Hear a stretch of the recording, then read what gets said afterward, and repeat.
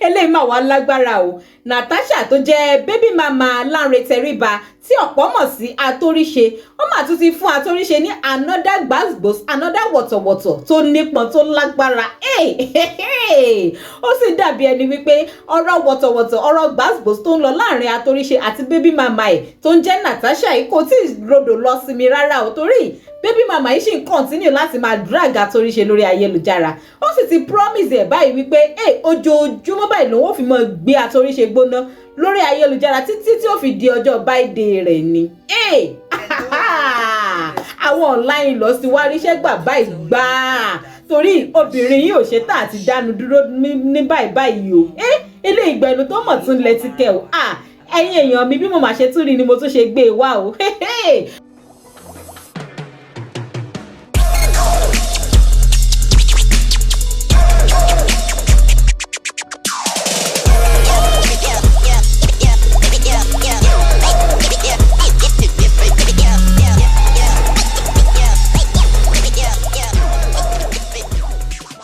Ẹ dákun ẹ máa bá mi tẹ subscribe button tó wà lábẹ́ fọ́nrán yìí, ẹ like, ẹ comment, kẹ́sì máa bá mi share ètò ikú máa lọ káàkiri lórí ayélujára. Ọ̀rọ̀ baby mama Atóríṣe àti Atóríṣe táwọn méjèèjì ti jọ ń dragi ọ̀rọ̀ wípé Atóríṣe kọ̀kọ̀ fún baby mama ìlówó láti fi máa tọ́jú àwọn ọmọ méjèèjì tí ó bí fún. Ṣé mọ̀ pé wúmà yìí ń claim wípé owó ọmọ Atóríṣe níyàwó sílé pé òun mọ̀ pé ó ti marry tóun fi fẹ́ tóun fi bímọ méjì fún. Pẹ̀lú pé Atóríṣe tẹ̀ tún ti ṣe DNA test, ó ti rí wípé ó ti confirm already pé ó ń lò ní àwọn ọmọ méjèèjì tó wà lọ́wọ́ wúmà Natasha yìí bọ̀. Ó tún kọ̀ jálẹ̀ kò tún ṣe ẹ̀tọ́ ẹ̀ lórí àwọn ọmọ yẹn tó jẹ́ kí wúmà yìí bọ́ síta láti wá máa drag. Wúmà yìí wá ní ó ti wá ń promise gbogbo àwọn fans Atóríṣe báyìí àtàtóríṣe fúnra ẹ̀ pé ojoojúmọ́ báyìí lòun fi máa drag Atóríṣe lórí ayélujára.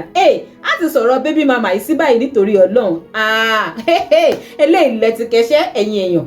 Àmọ́ kí má wá gbà wá lákòókò púpọ̀ jù. Hello, irresponsible father. This is another way to tell you all that tẹ́ ẹ bá ṣe àwa máa ṣe. Kò dẹ̀ ní hàn lára wa, alára má mọ̀ yà ni wá. Gbogbo wa dẹ̀ lè máa jèrè iṣẹ́ ọwọ́ wa. Òyìnbó máa sọ pé what you sow, you will reap. Keep sowing òṣì, keep sowing ìranù. Keep sowing ìyà. Ilé lágbára o. Can you see what your future holds for you? Ẹ rò pé ẹ ṣàwọn ìyá ọmọ yẹn ń ṣe yàláyà yín. Because at the end of the day, ìjọ wedding àwọn ọmọ yìí, ìjọ graduation àwọn ọmọ yìí, ìjọ ẹ̀yẹ ẹ máa ṣe cleaner bẹ́ẹ̀ ni. Ṣé bó dàpọ̀ ń da fún yín sìn ẹ̀ ń lo ṣúdà bad? Table turn. Table turn.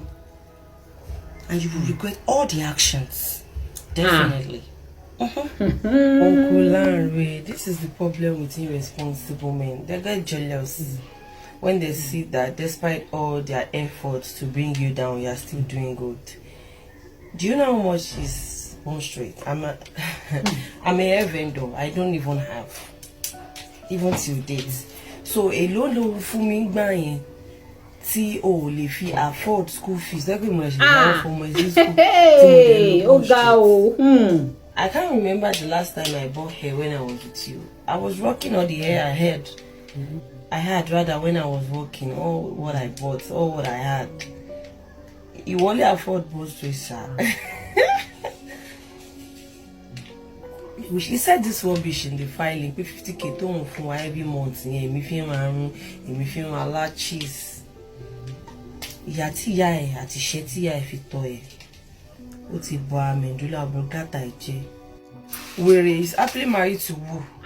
Can you bring out his wedding pictures? Let's see. So I now hooked him with pregnancy. You know, I raped him. I now hooked him up with the first one. Ìkejì ò tí pé 7 months. I hooked him with another one. Ẹ̀yin wèrè.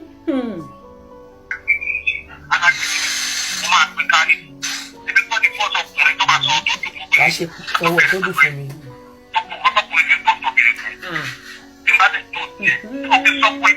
O ṣe máa lónìí yàwó láti bẹ̀rẹ̀ tó dẹ̀ sọ fáwọn fans ẹ̀ wípé o sọ pé o níyàwó láti bẹ̀rẹ̀. Bí bàbá yín dá ó máa purọ́ ni. Tani Lanre tí máa fẹ́ tó máa lóhun níyàwó. Àwọn tó jù lọ nínú ayé ọtí tó sì mi ò fẹ́ wọn. Tani Lanre? Tani? ní kíni ẹni tí mo bá yín bọ̀ tí mo bá yín sanwó gbogbo ẹ̀ fún tí mo fún ní ìṣílẹ̀ tó gbà tí mo bá sanwó ọmọ school fees you dey whine I hooked him agara làbò tún sọ fún wọn bóyá sọ̀rọ̀ tó dùn fún mi jàre wèrè nísòro. Okay. Ó ṣe sọ̀rọ̀ tó dùn fún mi. Really yẹn Yorùbá. Ó ṣe máa sọ pé ò níyàwó láti bẹ̀rẹ̀. Ó fẹ́ kí n dúró sí bo. The only reason why I agreed to this video after years mo ti bá parọ́ mọ́ kí n má rí alẹ́ but tí ìbá parọ́ mọ́ tó dẹ̀ ń parọ́ mọ́ mi nínú ìyà nínú ìnira nínú àìsàn ló máa fi jèrè àwọn ọmọ yẹn gbogbo nǹkan tó fi gbogbo ọ̀sán ẹ̀ kó jọ àìsàn ló máa fi bọ́ láṣẹ Ìdùmarè. This bastard said he doesn't have a wife. Prove it to me because I've never seen any of his wedding picture. Show your money wife come on money. And his house in Aja, it's empty. That's where me and my kids were living before. So ori buruku te fe ma gbe wa yi. Me I have respond. Comment it in let me need for more content. Itori ma se kini titi your birthday. I will be calling him out till his birthday. For the fact mo te puro po won níyàwó tí mi ò te call her out po keke feel it. Shit happens. Ó tún wá rán yín lórí burúkú. Sọ̀rọ̀ ọjọ́. Okay. Kí ló tó ṣe sọ̀rọ̀ tó dùn fún mi? Really ẹ̀yin Yorùbá. Ṣó ti gbọ́ olófò. I hooked him. I hooked him down with pregnancy 2 kids. Ó bẹ̀ mí ni. The second one ló bẹ̀ mí. Pé kí tètè bí nǹkan tí màá bí mo ti bí ìyá mi because I'm an orphan. Kí tètè bí mo ti bí bàbá mi rádà kí tètè bí ìyá mi. Àṣọ fẹ́ fọmọ pa mí. So tí ọmọ yẹn bá ti ṣókì mi ò nílò lọ anywhere. Àkọ́mọ́ ọ̀pá kọ́ àwọn ọmọ yẹn lọ public school because kí ni mo fẹ́ ṣe pẹ̀lú ọmọ mẹ́rin. Bọ́lọ́hun tó nífẹ̀ẹ́ mi. Till today you still have my passport. Passport tó kò ṣe yàrá ìyá ìlò ṣe fún mi. Àwọn ilé máa ń rógo máa ń dì mògo ni. Gbogbo àwọn tó fẹ́ kò ṣe pé kíní. I said this before and I'll say it again. He's a fetish man. Tell your boss to come and challenge me now. Ṣé bó ti ṣe tẹ́lẹ̀, ó ti ṣe Facebook rí. But tó yẹ pé àwọn ti Facebook ó ti mọ̀ pé lórí burúkú ni. First one rap àmọ̀ pé ló ṣì ni. Second one tó tún fún lówó tó tún ní kí ẹ máa defame character mi. Ìyẹn lọ sẹ́wọ̀n London ó ṣorí burúkú gbé lọ sẹ́wọ̀n yẹn ṣe dé ni. Bọ́sì tàǹsẹ̀ kò ṣàlẹ̀ gbogbo àwọn tó sọ fún pé èmi mo fowó ra bone straight èmi aṣẹ́wó kíníkan. Àtàmọ̀ ló ń wá. They're just looking for stupid story. Èmi ṣaṣẹ́wó ó dẹ̀ ṣe DNA it came out your kids. Àwọn ọ̀rẹ́ mi tó ń ṣaṣẹ́wó gan-an ó ìwà nílé ọkọ. Wọ́n ìwà nílé ọkọ wọn. Tó dẹ̀ ṣaṣẹ́wó lé ọkọ wọn yẹn náà. Ipa wà bọ́dà àgbà tó ló fẹ́ ṣe DNA. Àwọn ṣe Fọlá Tinubu àti Wùmí Mohbad. Voluntary lead mo lókè ó yá. But my anger is why do DNA for kids you know they are your own only for you to come up with you will not take care of them. Wo ẹ jẹ́ àgbẹ̀ lọ́wọ́ mi lórí social media. Ó mà lágbára o. Táwa la lè pè léèyàn re, tá la lè pè léèyàn Ọlọ́run nígbà tí a bá ń bá irú ìwà báyìí lọ́wọ́ ẹni tí ó jẹ́ akọrin ẹ̀mí. Tó bá lọ ṣe wípé lóòótọ́ ni gbogbo allegation sí arábìnrin yìí tó ń lè lórí Atóríṣe tó bá lọ ṣe wípé lóòótọ́ ni.